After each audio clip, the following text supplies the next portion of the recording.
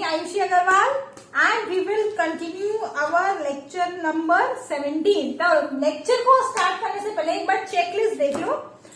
Checklist किसकी है? वो है अभी तक आपने कौन कौन से टूल्स पढ़ लिए, क्योंकि मुझे पक्का 110% मान लो, उससे ज्यादा भी रख सकते हो, यकीन है कि आप अभी तक भूल चुके होंगे कि आप पिछले के लेसन्स में क्या क्या पढ़ते आ रहे हैं। देखो जरा, सबसे पहले हमने स्टार्ट किया था अपना आरडीएनए के कंस्ट्रक्शन से। उसमें हमें कौन कौन से टूल्स चाहिए उसके बारे में डिस्कशन किया। उन टूल्स में क्या क्या प्री रिक्विजिट है वो आपने देखा। तो सबसे पहले तो हमें आरडीएनए चाहिए, उसका कंस्ट्रक्शन देखा हमने।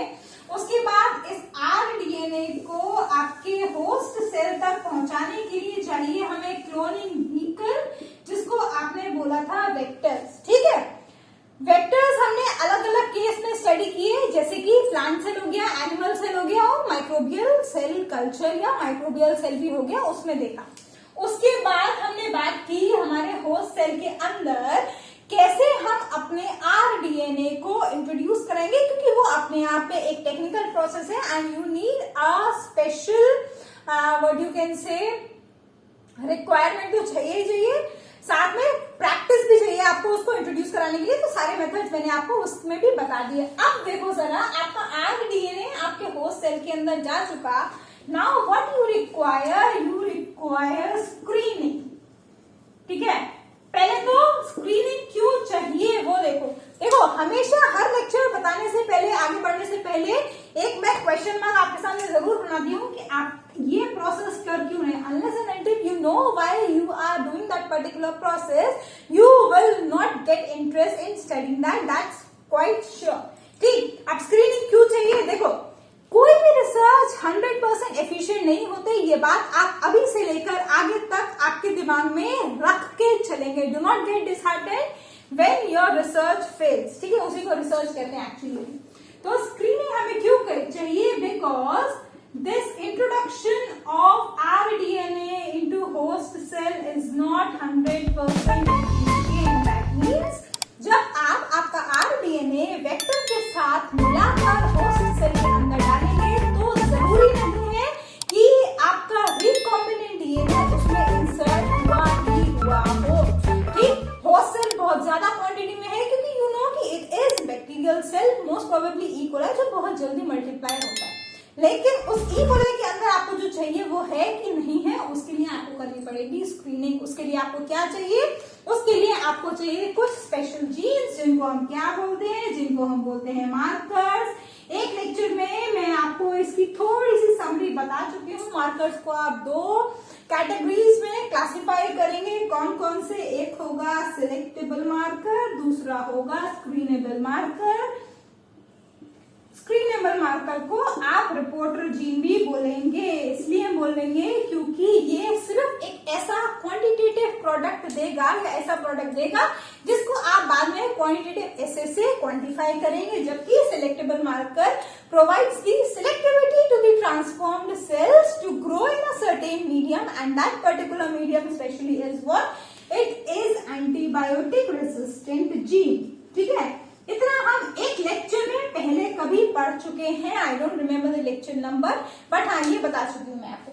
अब इन दोनों मार्कर्स के बारे में एक एक करके डिटेल में पढ़ेंगे। इस लेक्चर में सिलेक्टेबल मार्कर के बारे में थोड़ा सा देखेंगे। ठीक है, आई थिंक कि इस लेक्चर का प्लॉट, जैसे मूवी देखने से पहले आप उसका प्लॉट देख लेते हैं ना, ऐसे ही इस लेक्चर का प्लॉट आपको अभी तक समझ में आ जाना चाहिए कि क्या पढ़ने वाले हैं हम। अब देखो, सिलेक्टेबल मार्कर में भी एक कैटेगरी, वैसे तो 2-3 कैटेगरीज हैं, लेकिन अभी के लिए 2 कैटेगरी इस लेक्चर में नहीं, एक ही कैटेगरी मैं आपको बताऊंगी, क्योंकि अदरवाइज कंफ्यूजिंग हो जाएगा। देखो जरा, कौन सा मेथड डिस्कस करने वाले हैं हम? Direct selection method. ऑलरेडी अब देखो, इस नाम में ना थोड़ा झोल है, लिखा है डायरेक्ट सिलेक्शन मेथड, लेकिन डायरेक्ट सिलेक्शन मेथड है नहीं, थोड़ा कॉम्प्लिकेटेड प्रोसेस है। उसके लिए अभी तक जो लेक्चर्स में मैं डिलीवर कर चुकी हूँ आपको, वो अच्छे से समझ में आ जाना चाहिए, अदरवाइज आप कंफ्यूज हो जाएंगे। देखो जरा, डायरेक्ट सिलेक्शन मेथड में जो एक प्रिंसिपल आप यूज करने वाले हैं वो क्या है? It is insertional inactivation method. अगर नाम समझ में में आ गया तो काम अपने आप समझ में आ जाएगा। याद कीजिए जब मैंने आपको प्लाज्मिड्स पढ़ाए थे तब उसमें मैंने बताया था यूजुअली प्लाज्मिड्स कंटेन 2 और मोर एंटीबायोटिक रेजिस्टेंट जीन्स। ठीक है, वो 2 या उनसे ज्यादा एंटीबायोटिक रेजिस्टेंट जीन्स को आप यूज करने वाले हैं in order to screen your host cell for the presence और एब्सेंस ऑफ द रिकॉम्बिनेंट्स। कैसे? Suppose this is your plasmid contains 2 antibiotic resistant genes और यूजुअली कौन से होते हैं? एम्पिसिलिन और टेट्रासाइक्लिन, ये 2 ही यूज करते हैं आप यूजुअली। और भी बहुत सारे हो सकते हैं, कैनामाइसिन, क्लोरामफेनिकोल, बट वो ज्यादा हम यूज नहीं करते। इन दोनों के बारे में ज्यादा बात करते हैं प्लाज्मिड्स के रिस्पेक्ट में। ठीक है, अब suppose your insert is there within this particular tetracycline resistant gene. ठीक है, यहाँ है आपका इंसर्ट, इसलिए मैंने मार्कर का कलर चेंज कर दिया है जिससे कि आपको समझ में आ जाए। ठीक, अब now this tetracycline resistant gene because of the insertional activation it has become inactivated. फिर से रिपीट कर रही हूं, क्योंकि इंसर्ट आपने टेट्रासाइक्लिन रेजिस्टेंट जीन के अंदर पर्पसफुली डाला है। पर्पसफुली आप इसलिए डालेंगे क्योंकि आपको बाद में आगे जाकर कॉलोनीज को स्क्रीन करना है for the presence of transformant. ठीक है, तो क्योंकि आपने आपका इंसर्ट टेट्रासाइक्लिन रेजिस्टेंट जीन के अंदर डाला, that means this particular gene has been inactivated. अब आप इसी प्रॉपर्टी को यूज करके आपकी जो होस्ट सेल को ग्रो कराने वाली प्लेट्स हैं वो इस तरीके से बनाएंगे या उसमें एंटीबायोटिक इस तरीके से डालेंगे कि आपको समझ में आए। अब जरा अपना कॉमन सेंस लगाइए और सोचिए कि कैसे आप वो प्लेट्स डिजाइन करने वाले हैं दोनों के लिए। एक प्लेट में मतलब आप ऑब्वियसली एक प्लेट तो नहीं बनाएंगे, you will prepare a set of plates containing a set of antibiotics in that.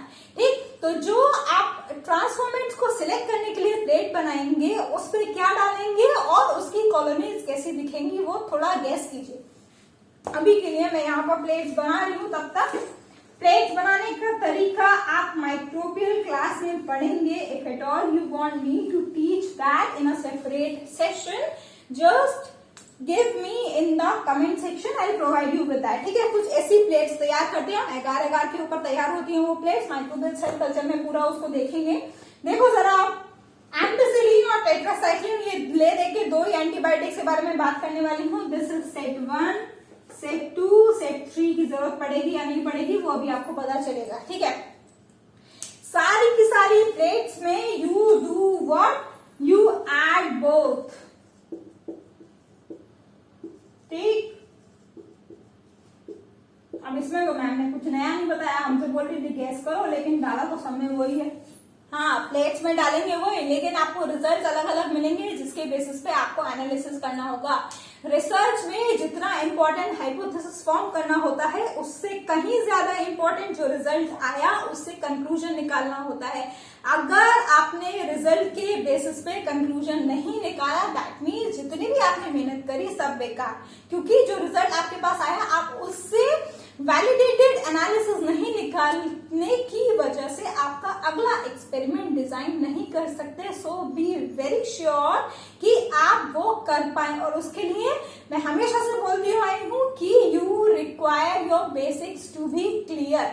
ठीक है, अब देखो जरा कैसे मिलेंगी आपको कॉलोनीज, और इन 3 मार्कर के अलावा मेरे पास और कोई मार्कर नहीं है तो इसी से मैनेज करना पड़ेगा। देखो जरा, सपोज दिस ट्रांसफॉर्मेट आपने एम्पिसिलिन और टेट्रासाइक्लिन दोनों डाला, तो अगर आपकी कॉलोनी में या अगर आपके होस्ट सेल में ट्रांसफॉर्मेट आएगा ऑब्वियसली तो वो टेट्रासाइक्लिन को रेस्पॉन्ड नहीं करेगा। जिस प्लेट में एम्पिसिलिन होगी उसमें ही ग्रो करेगा, टेट्रासाइक्लिन के लिए रेजिस्टेंट नहीं रहेगा क्योंकि आपने उस जीन को इनएक्टिवेट कर दिया।